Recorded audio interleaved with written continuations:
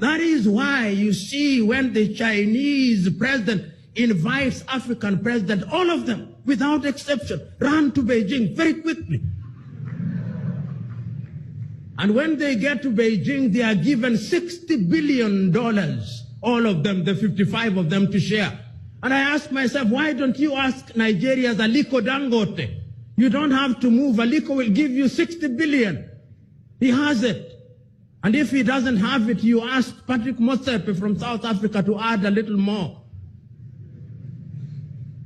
And if you didn't ask him, and may his soul rest in peace before he passed on, you asked Reginald Mengi here to add a little more. He could.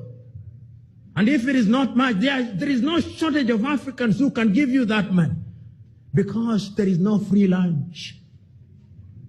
Because let me tell you, and I don't blame the Chinese, but I worry about them and about us.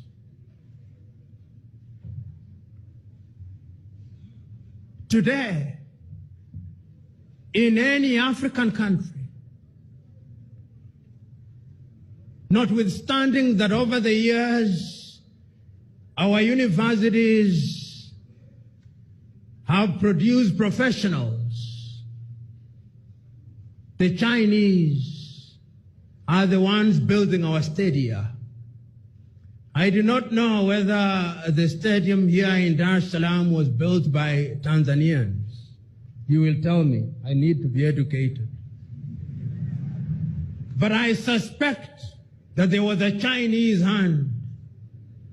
If you go to Nairobi, Kenya is the same. You go to any country, to Uganda, the same.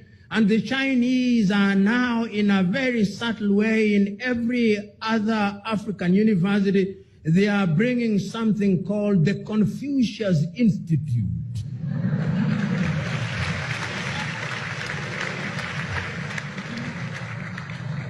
Educate me. At the University of Nairobi, there is one. In Makerere, there is one. In Zambia, there is one. My brethren Tanzanians, tell me, do you have one here?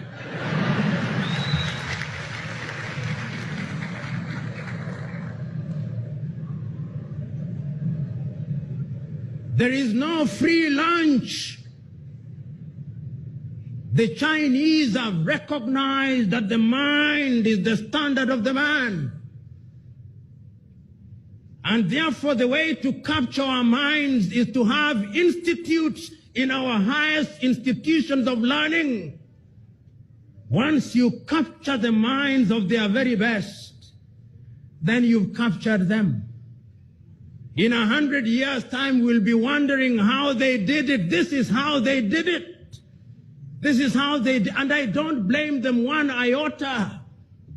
If we were organized as Africans, we would be having the African institutes in each universities, where we would teach comparative culture. Today, a number of countries are adopting Mandarin as the language of choice. We are surrendering to the dominant Chinese culture. And we are wondering how we will be a Pan-African. We are losing the war. We are losing it. The Chinese know what they want, and they must be celebrated and praised for it. Because any civilization that knows what they want will always reach their destination. Do we know what we want? We don't. We must, in the nature of things, restructure our universities. Time has come that we must ask ourselves, what are we teaching at our universities? What are we teaching? If it is in engineering, you go to many engineering schools in Africa and look at the equipment that is being used. Perhaps in some universities, the equipment should be in the museum alongside the spinning wheel.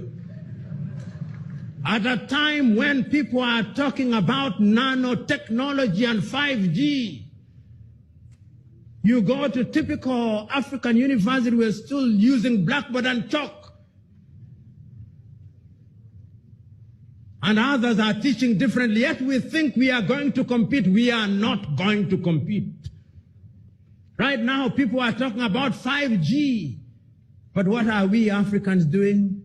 We are watching and observing and celebrating as if we are watching a football match between the United States of America and China, asking which one will win? Because the winner is the one that will conquer us again. It's painful but true. We are not there. We are not in the arena. As the saying goes, you can't win the lottery if you don't buy the ticket, and we have not bought the ticket. No amount of prayer and fasting is going to help us. We can pray and fast all we want, but God is not a magician. God tells you, go ye and subdue the world. We are not subduing the world. The world is subduing us. So what are we teaching? We must begin to think differently for the Pan-African project to succeed. We must begin to act as one unit. Recently in Mozambique, Mother Nature devastated the city of Beira. 90% of it was destroyed. The city of Beira, 90% gone.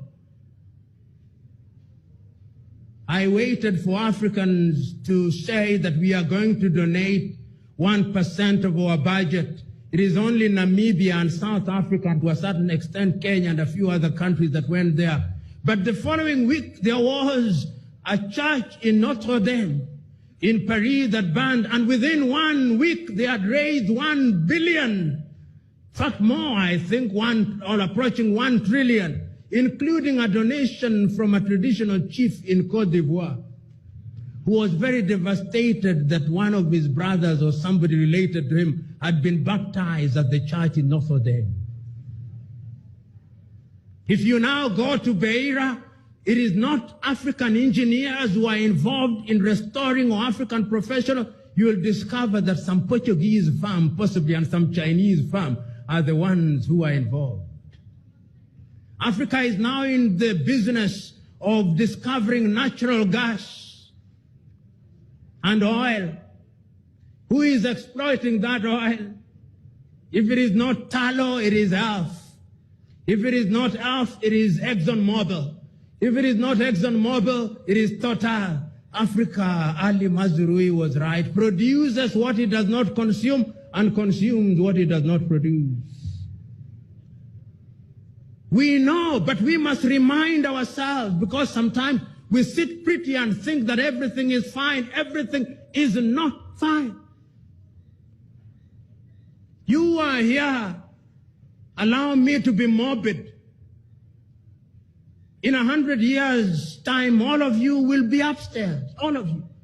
Without exception. All of you. But I want you to imagine for one moment how Africa will be. You know,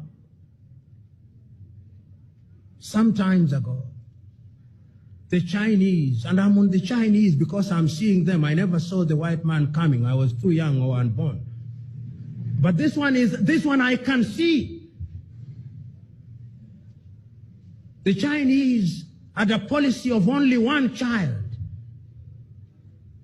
Then suddenly they said, we are now allowing couples to have a second child. That second child is going to be here. That second child is the child that is going to conquer us if we are not organized. I do not know, but when I travel across the continent of Africa, I see Chinese very quiet, and African middle class is happiest when they go to a Chinese restaurant on Saturday. We are going for Chinese dinner. It is a statement of how sophisticated we are.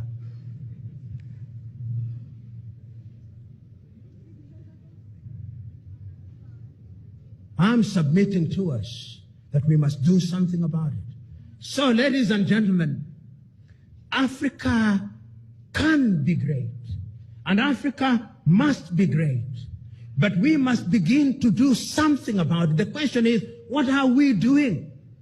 The problem that some of us have is that we feel helpless.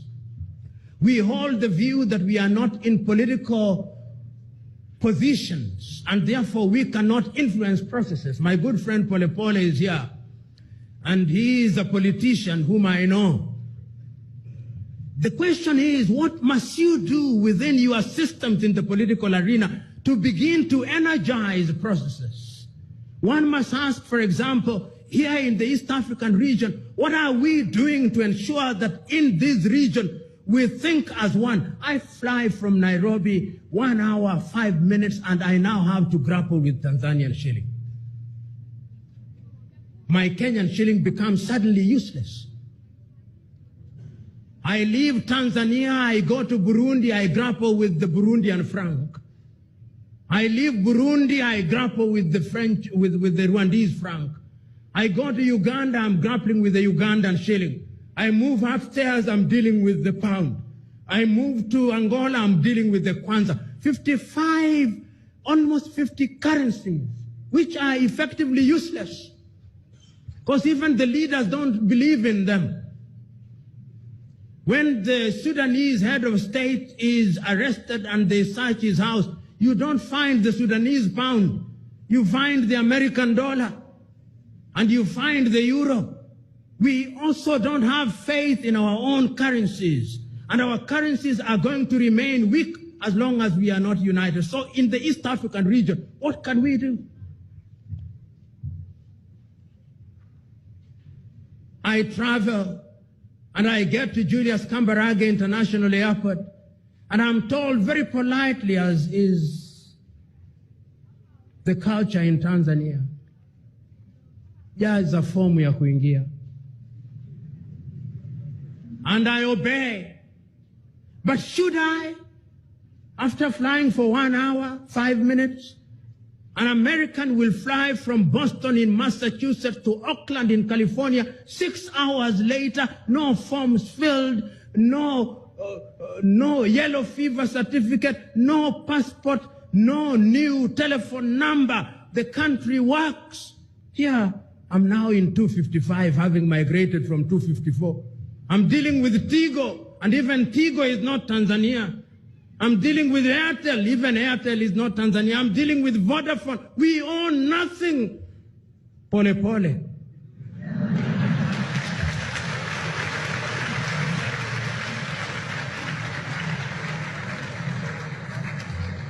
But if we are East Africa, we can begin to own things.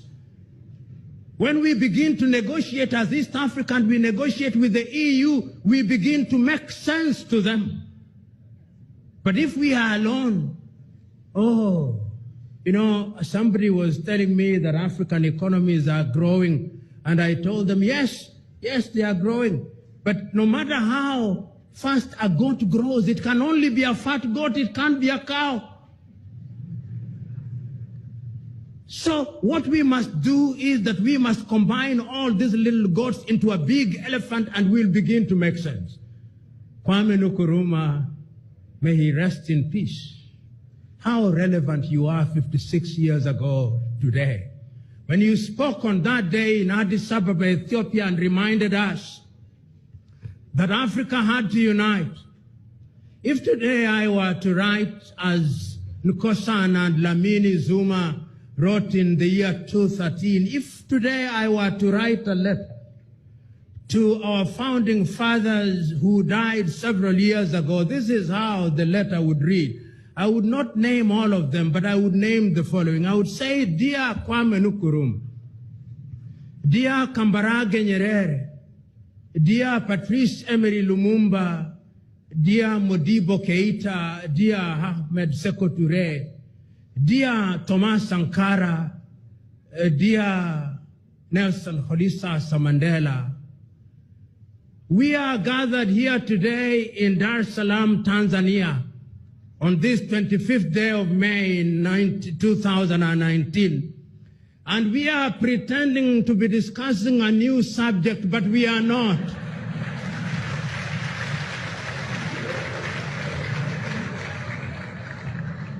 In fact, my dear fathers, we are discussing something that you discussed 56 years ago. And we are now recognizing that you warned us that if we did not unite, we will be conquered again. I am sadly reporting to you that we are being conquered again. We are being conquered again in the manner that you feared, and I'm now telling you that this time round our conquest is a little more subtle.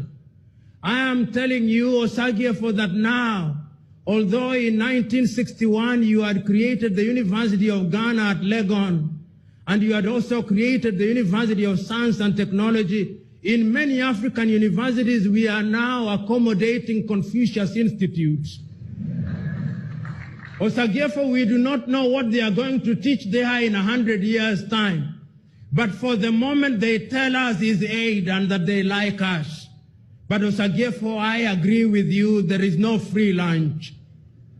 We are also sitting here today in Dar es Salaam, Tanzania, the home of your brother, Julius Kambarage Nyerere. And we also are reminding ourselves that Nyerere came up with a philosophy called Ujamaa, which was self-reliance. We can now tell you that in substance, Mwalimu was right. But unfortunately, we are still importing things from Europe. We now have mobile phones, which you did not have when you were alive. But unfortunately, Mwalimu, those mobile phones, none of them is made in Africa. Last week, we saw an attempt by somebody to claim that one was made in Rwanda, but I suspect it was only assembled in Rwanda. Mwalimu, we are trying. I can now also confirm to you that we have many political parties, just as you feared, Osagyefo. In Congo, there are 233. But Congo is not at peace. In Tanzania, they don't have very many, but I can assure you CCM is still doing very well.